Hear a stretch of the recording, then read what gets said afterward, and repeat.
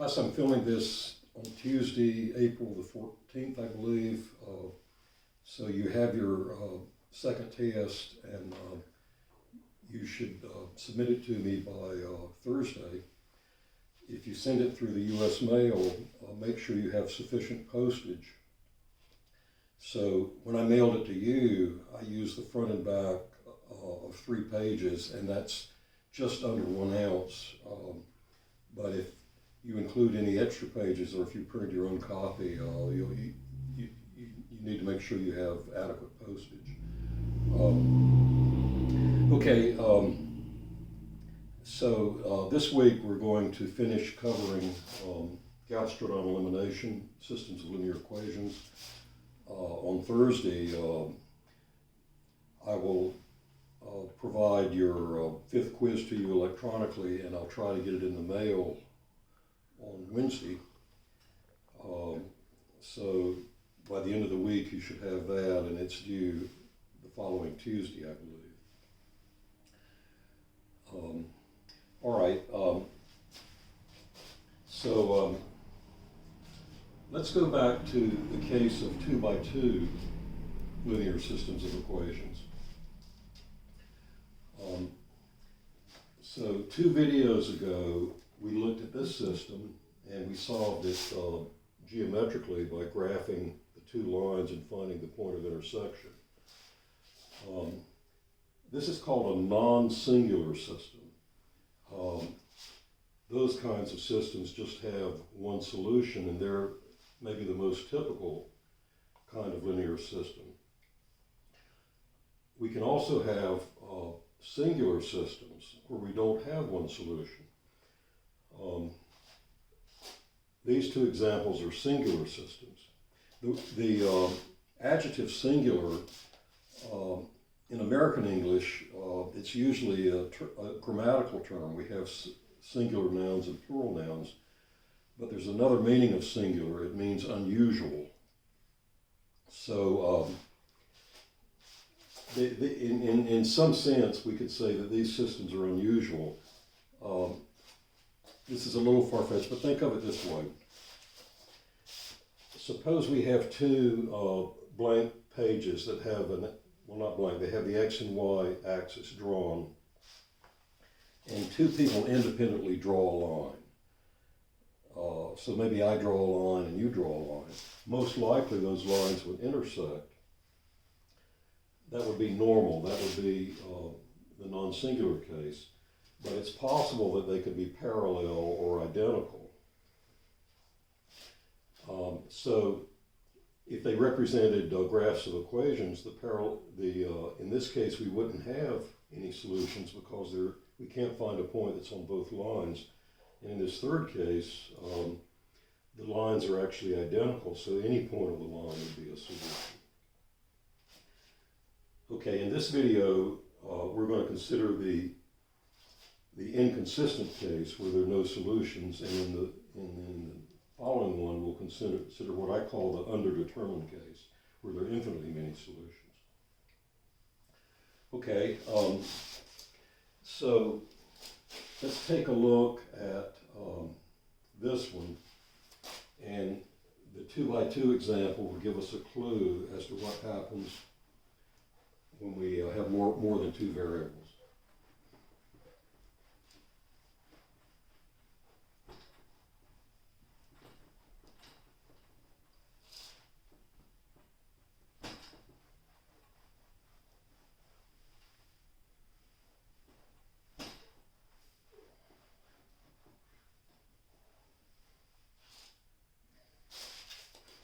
All right, let me write this down again here.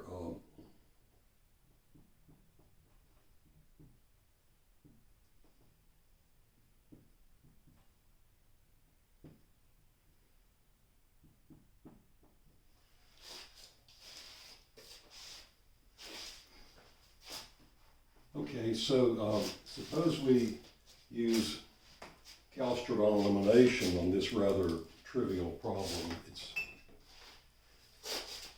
It's a very simple example, but it will inform how we should handle the 3 by 3 case. So we want to clear this term. So we need to add something to minus 2x to get 0. Well, we don't, that would be 2x, wouldn't it? 2x minus 2x is 0. We don't have 2x, we have x. So we double this equation and add it to this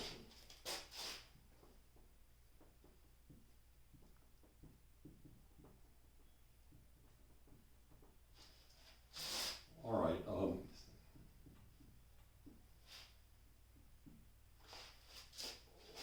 So we're going to replace this equation with a new equation.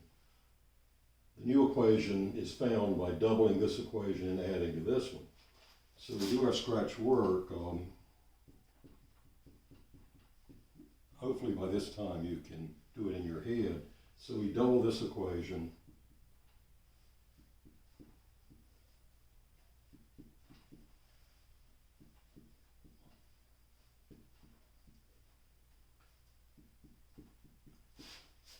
And add this to this. So 2x minus 2x is 0. 6y minus 6y is 0.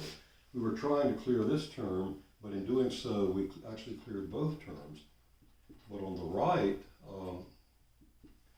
10 minus 4 is 6. So the new E2 is 0 equals 6. Well, no matter what you do, 0 doesn't equal 6. You can think of this, by the way, as 0x plus 0y. 0 times x plus 0 times y. No matter what values you give to x and y, you can't satisfy this condition here. No matter what numbers you put here, you'll have 0 plus 0. You can't get a 6. Okay.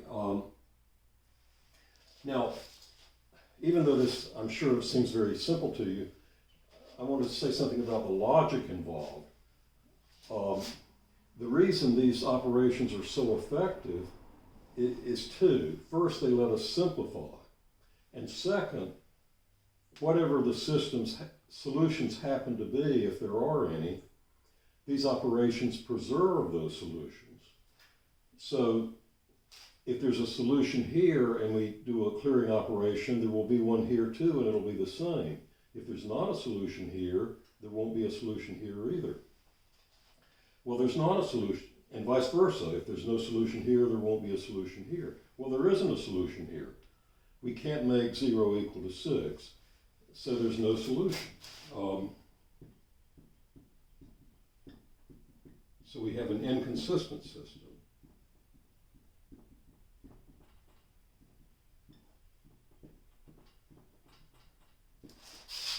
So there are two kinds of singular systems. In this video, we are covering the case of inconsistent systems. All right, let's have a 3x3 example. In the 2x2 case, you can recognize singularity easily because if you ignore the right-hand side, if you have a singular system, the left-hand side of the bottom equation will just be a multiple of the top one. Ignoring the constants, if you multiply these terms by -2, you get these. So we don't even need Gauss-Jordan elimination in the for singular systems in the 2x2 case. All right, let's do a 3x3 case.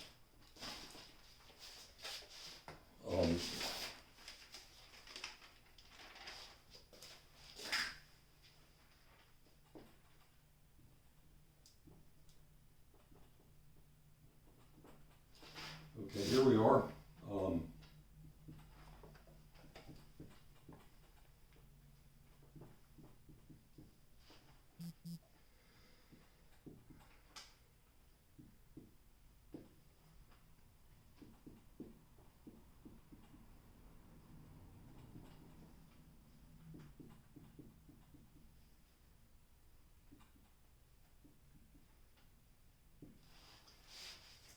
Okay.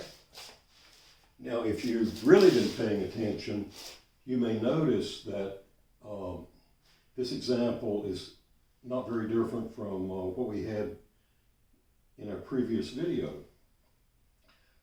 In fact, the first two equations are the same as the previous video, but this equation is different. I'm trying to save time, by the way. That's the reason for that. I like to keep these videos as short as possible. Okay, so we had this clearing operation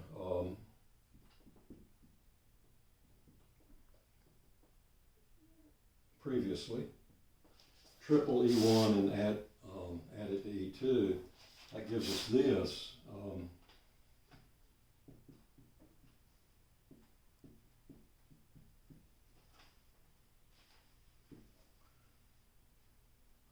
Y plus 2z is 1.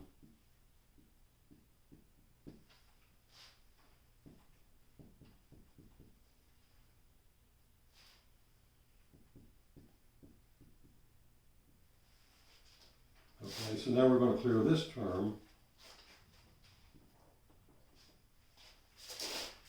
So what do we add to x to get 0? We add minus x, don't we? We don't have minus x, so we need to multiply by -1 and then add. That operation, by the way, is also the same as the one we used earlier, but we're going to get a different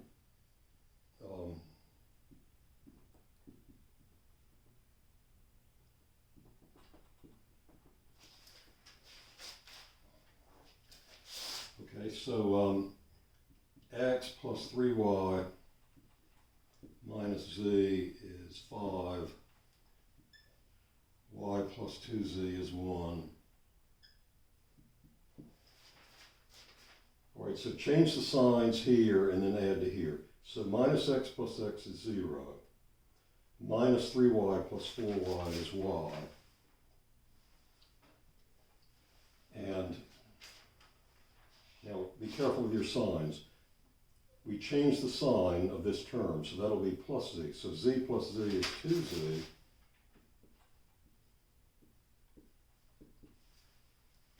So we change the sign and add. So minus 5 plus 2 is minus 3.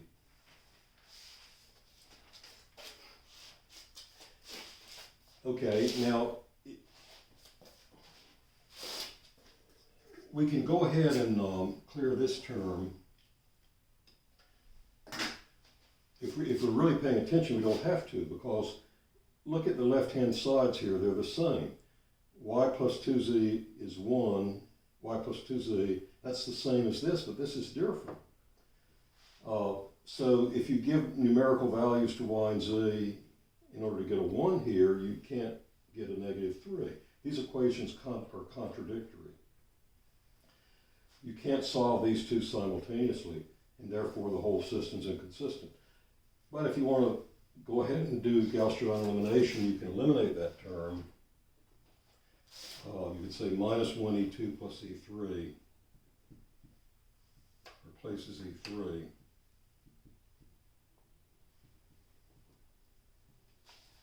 And you then get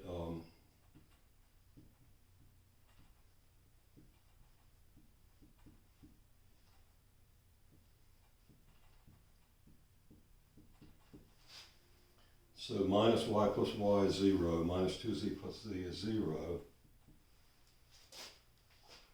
but minus 5 minus 3 is minus 8.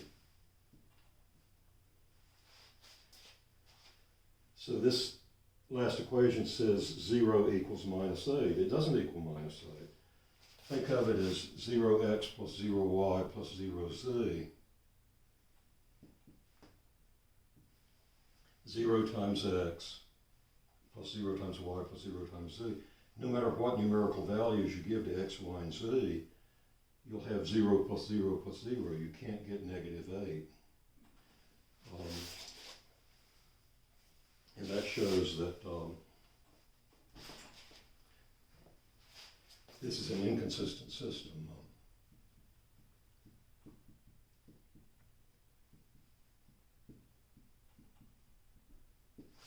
So there are no solutions here, therefore there are none here, therefore there are none here, therefore there are none here. So we back all the way up to the top, and this is inconsistent also.